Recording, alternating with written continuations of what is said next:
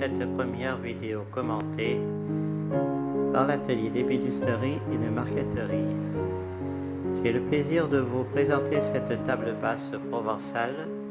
Dans un premier temps, je vous raconterai son histoire, comment je l'ai conceptionnée et comment j'ai fait cette réalisation de ce plateau. Donc c'est parti. Donc je vais commencer son histoire.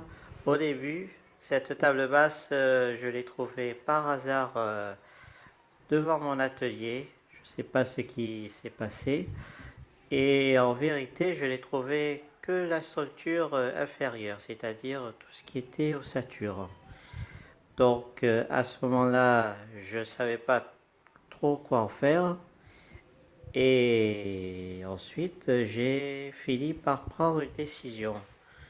Donc j'ai mis quelques mois avant de réfléchir. Donc j'ai pris une décision et je me suis dit je vais la transformer. Donc comme je vous disais, c'était une partie de la table basse, simplement l'ossature qui est la partie inférieure. On peut voir les feuilles d'acanthe et les rinceaux de feuilles d'acanthe sur les pieds galbés.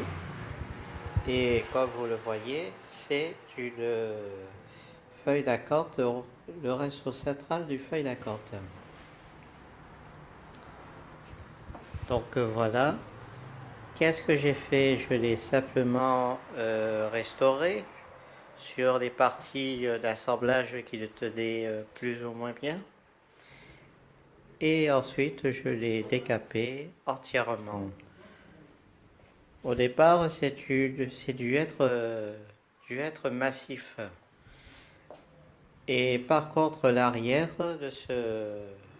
de cette traverse, c'est du pain massif. Donc, je l'ai décapé comme tout ce qu'il faut faire. Et ensuite, ce que j'ai fait, c'est que j'ai d'abord passé une première couche de peinture, c'est-à-dire une sous-couche. Je l'ai laissé agir. Au départ, ça a été un peu compliqué puisque ça ne donnait pas vraiment blanc-blanc. Mais au fur et à mesure, ça a commencé à faire son effet au niveau de 3 sous-couches. Et après, comme je suis à la base ébéniste marketeur, à ce moment-là, je me suis dit, au lieu de faire de la marqueterie de bois, pourquoi pas faire de la marqueterie de papier.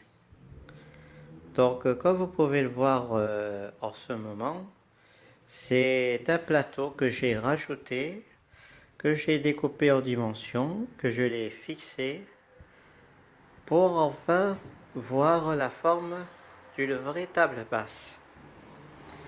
À ce moment-là, je prépare ce panneau. C'est un support en contreplaqué de 18. Et donc c'est assez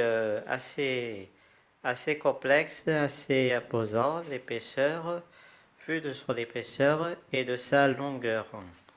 Comme vous pouvez le voir, il est beaucoup plus long qu'en largeur.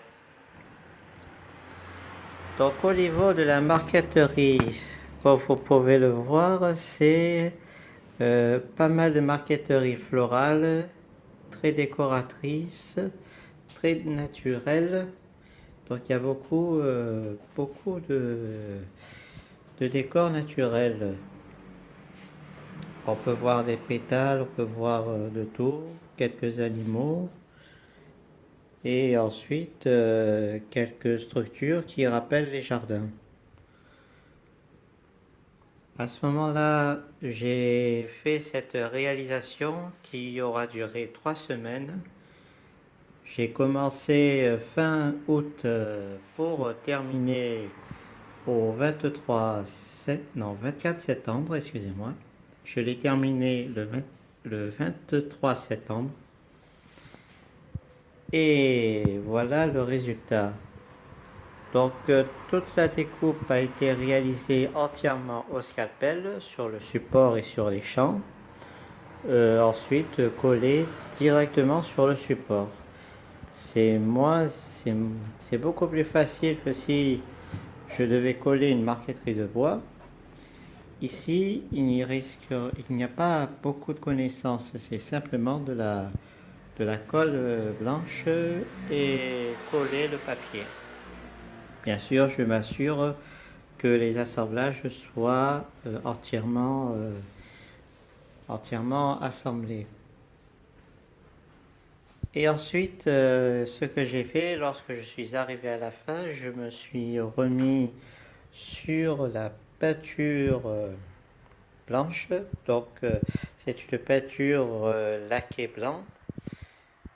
Donc, entièrement blanche comme vous pouvez le voir. Et ensuite, j'ai passé 3 couches en tout, plus 3 couches de vernis. On me dit souvent que le vernis ne sert pas à grand chose après peinture. Pour moi, ça m'a l'air important dans le sens que ça pourrait protéger plus durablement la peinture et éviter qu'il y ait des gratures. Ensuite, comme j'ai dit, je l'ai verni. Pour le plateau ça a été un peu particulier parce que je voulais que ça soit complètement bien protégé. J'ai utilisé du fondure, donc c'est-à-dire que j'ai coulé le produit sur le plateau et je l'ai estompé sur toute la surface. Ensuite, ce que j'ai fait, c'est que j'ai appliqué un vernis polyuréthane. Donc c'est un vernis résistant qui travaille au bout de 4 jours et qui devient complètement dur. Donc cette application, je l'ai fait au rouleau à mousse, le rouleau mousse. Ensuite, j'ai enchaîné après séchage la cire, donc j'ai utilisé le cire incolore de couleur blanche. Et voilà le résultat, c'est que la finition est devenue plus brillante. Sachant qu'au départ, tous les produits que j'ai utilisés étaient satinés. Ensuite, ce que je peux vous dire, c'est que la décoration, elle est très, très bien sortie après la cire. Donc j'ai mis 3 couches de cire sur le plateau et 2 couches de cire sur la partie inférieure de l'ossature. Voilà, donc il n'y a pas grand chose de plus à dire. Pour moi, ça a été une grosse découverte puisque je me suis complètement entré dans la marqueterie de papier. C'est harmonieux, c'est vivant. On n'a pas l'habitude de voir des choses. J'avais déjà vu ce genre d'expérience et j'ai décidé de le faire moi-même avec mes connaissances de base de marqueterie de bois. Donc, comme je disais, la marqueterie de papier, ça ne demande pas de difficulté. Il faut avoir un peu d'observation et surtout jouer avec les harmonies, comme vous pouvez le voir sur cette partie. J'ai vraiment joué sur l'harmonie et c'est au fur et à mesure que j'ai compris qu'il fallait faire un montage plus décoratif. Donc là, c'est une partie où j'ai commencé à gagner un peu en expérience. Et par contre, si on regarde un peu plus bas, on voit que c'est découpé d'une autre façon. Tous les éléments sont découpés un par un. Et des fois, on avait du mal à s'y retrouver. Mais sinon, je trouve qu'il y a eu l'évolution du haut vers le bas, ou plutôt du bas vers le haut. Donc là, comme je peux voir en ce moment, c'est vrai qu'on joue avec les couleurs. On finit par se retrouver avec des nervures, des creux, des pétales, de la profondeur. Donc pour moi, je trouve que c'est un travail assez réussi. C'est une grande première pour moi et j'en suis content. Il y a aussi du relief, comme on peut voir sur ce chat. Juste derrière, on a l'impression il y a un fond, il y a un arrière-plan. Et voilà, je pense que je vous ai tout dit. J'ai été assez surpris du début puisque je pensais pas trouver quelque chose qui vient d'atterrir devant l'atelier. Heureusement, j'ai eu le temps de le récupérer et d'en faire quelque chose. Parce que la plupart des choses qu'on trouve sont souvent mis de côté au pied des ordures. Et pour cette fois-ci, je suis très content d'avoir fait quelque chose.